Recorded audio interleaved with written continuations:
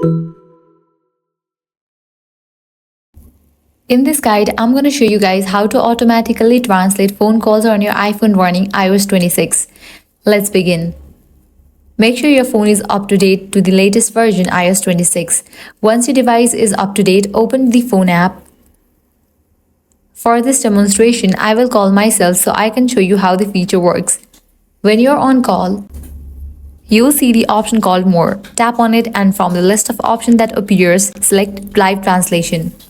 After that, you can choose the languages you want to translate between. For example, if you want to translate a call from German to English, simply select those two languages. The first time you use this feature, your iPhone may need to download the language libraries, but this only happens once.